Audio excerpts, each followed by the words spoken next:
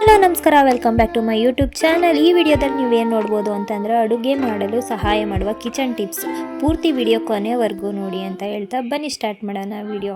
ಕೈಯಲ್ಲಿ ಸೀಮೆಎಣ್ಣೆ ವಾಸನೆ ಇದ್ದರೆ ತಿಳಿ ಮಜ್ಜಿಗೆಯಿಂದ ಕೈಯನ್ನು ತೊಳೆಯಿರಿ. ಬೆಳ್ಳಿ ಪಾತ್ರೆಗಳನ್ನು ವಿಭೂತಿಯಿಂದ ಮತ್ತು ಸ್ಟೀಲ್ ಪಾತ್ರೆಗಳನ್ನು ಗೋಧಿ ಹಿಟ್ಟಿನಿಂದ ತಿಕ್ಕಿ ತೊಳೆದರೆ ಅವುಗಳಲ್ಲಿ ಅಂಟಿದ ಜಿಡ್ಡು ಹೋಗುತ್ತದೆ. ಕೈಗಳಿಗೆ ಕೊಬ್ಬರಿ ಎಣ್ಣೆ ಹಚ್ಚಿಕೊಂಡು ಹಸಿ ಮೆಣಸಿನಕಾಯಿಯನ್ನು ಹಚ್ಚಿದರೆ ಕೈಗಳು ಉರಿಯುವುದಿಲ್ಲ.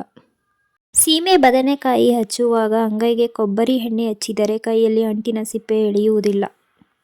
ಬಾಳೆಕಾಯಿಯನ್ನು ಹಚ್ಚುವಾಗ ಕೈಗಳಿಗೆ ಮಜ್ಜಿಗೆ ಸವರಿದರೆ ಕೈ ಕಪ್ಪಾಗುವುದಿಲ್ಲ. ದೋಸೆ ರುಬ್ಬುವಾಗ ಅಕ್ಕಿಗೆ ಸ್ವಲ್ಪ ಹೆಸರು ಬೇಳೆ ಹಾಕಿ ರುಬ್ಬಿದರೆ ದೋಸೆ ಮೃದುವಾಗುತ್ತದೆ. ಮಸಾಲೆ ಅಥವಾ ಕೊಬ್ಬರಿ ರುಬ್ಬುವಾಗ ಸ್ವಲ್ಪ ಉಪ್ಪು ಹಾಕಿದರೆ ಬೇಗ ನುಣ್ಣಗಾಗುತ್ತದೆ. ತೊಗರಿ ಬೇಳೆ ಬೇಯಲು ಇಡುವಾಗ ಅದರ ಜೊತೆ ಒಂದು ಚೂರು ತೆಂಗಿನಕಾಯಿ ಸೇರಿಸಿದರೆ ಬೇಳೆ ಬೇಗ ಬೇಯುತ್ತದೆ. ಸಾರಿಗೆ ಉಪ್ಪು ಹೆಚ್ಚಾದರೆ ಕಬ್ಬಿಣದ ಸೌಟನ್ನು ಒಲೆಯ ಮೇಲಿಟ್ಟು ಅದು ಕೆಂಪಕ್ಕೆ ಕಾದ ಮೇಲೆ ಸಾರಿನಲ್ಲಿ ಅದ್ದಿದರೆ ಉಪ್ಪು ಸರಿಯಾಗುತ್ತದೆ. ಆಲೂಗೆಡ್ಡೆ ಬೇಯಿಸಿದ ನೀರಿನಿಂದ ಬೆಳ್ಳಿ ಮತ್ತು ಇತರೆ ಪಾತ್ರೆಗಳನ್ನು ಅಚ್ಚುಕಟ್ಟಾಗಿ ತೊಳೆಯಬಹುದು.